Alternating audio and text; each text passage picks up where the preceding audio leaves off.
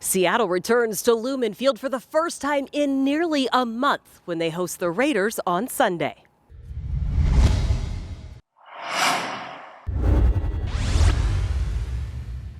Hello, 12s. I'm Jen Mueller with a preview of the Seahawks game against the Raiders presented by Safeway. And that bye week was worth the wait for the Seahawks, who feel like they are well positioned for a stretch run. Mainly because we're all healthy. You know, that's really important going into the stretch of the season, is making sure you get your guys back and making sure everybody's healthy to go. Because availability is the best ability, so making sure everybody's here and ready to go is the most important. We got the players to do it, we got the coaching staff, the mindset throughout the whole building is to win, so it's set up to do that. On our defense, you look at, certain positions, we're a very veteran-led defense in certain places, and I just think, with the combination of the young guys and the older guys just mixing in and really working well together, who really can stop us? The matchup against the 3-7 Raiders could look deceiving based on the numbers, but Vegas has played close games, and they also rank among the best teams in the league when it comes to passing. The Raiders average 235 yards a game in that category, led by 9-year veteran Derek Carr. Derek Carr is a vet. They've lost a lot of close games, so this game is going to come down to the wire. And with guys like that, Davante, Josh Jacobs in their running game, and Derek Carr being a vet, they're very poised to get a win and just make sure it's not this week. He can throw everything. He really can throw everything. He's had prolific years, one right after another. He's the real deal. All the downfield stuff, all the quick stuff, on the move. He's in the pocket, out of the pocket. It doesn't matter for him. Really accurate thrower, and he moves well too.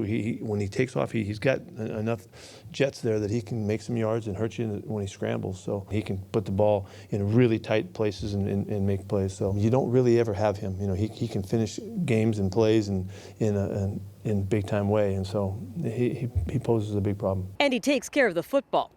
Carr has thrown 15 touchdowns and just 5 interceptions. He's also throwing to Davante Adams, one of the best wide receivers in the league. The guy can do everything, plays big at the top of the route, can run all the option routes. I mean, he's a 6'2" guy, but he runs option routes like he's 5'9", 5'10". Unbelievable getting in and out of breaks for a guy that large. Really good with playing with late hands. I see a lot of receivers when they're transitioning the balls in the air and they already have their hands out for a defensive back, they know to go play hands to hand and get the ball out.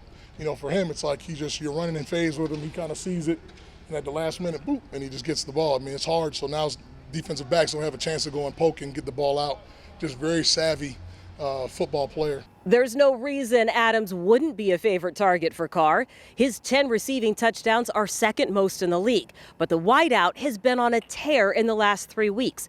Targeted 44 times, making 26 catches for 413 yards, and finding the end zone 5 times. There are plenty of reasons he draws admiration from fellow receivers. His route running and how he releases off the ball is like you don't know which direction he's going within the first 2 steps of his route. So just how savvy and how much of a vet he is, in route running. The Raiders' run game goes through Josh Jacobs, who's racked up the 3rd most yards in the league. Run defense is an area Seattle wants to shore up again after allowing 161 rushing yards to Tampa before the bye. We just got to come out and set the tone. We necessarily didn't do that last week, so the goal is to go out there and put our best foot forward. And it starts with running and hitting and being in our gaps and playing assignment football. Meanwhile, Geno Smith continues to push the Hawks offense and leads the league in completion percentage. He'll match up against a defense that is allowing the highest completion percentage in the league at 71%. Through 10 weeks, we've done some really good things on offense. We've had a ton of explosive plays. We've been moving the ball really well. But I think there's another level we can get to. I know there's another level we can get to. And I really want the guys to continue to stay focused and lock in and continue to push ourselves, because I believe, we've done a lot of great things and we can get into the stats and the details and all that. But really what it comes down to is our execution and our focus. And so I want to really drive that home, is us continuing to, really grind the mental part of it and really grind the physical part of it and be ready for this 7-game stretch. As a whole, the Raiders defense hasn't recorded monster stats. In fact, they rank at the bottom of the league when it comes to total sacks, 13, and interceptions, just 3. But Seattle has to account for Max Crosby. He leads the league with 16 tackles for loss. His 9 sacks are tied for the 5th most in the league, and his 63 tackles are the most of any D-end in the NFL. He don't stop. You know, he got a motor. He been that way since day one.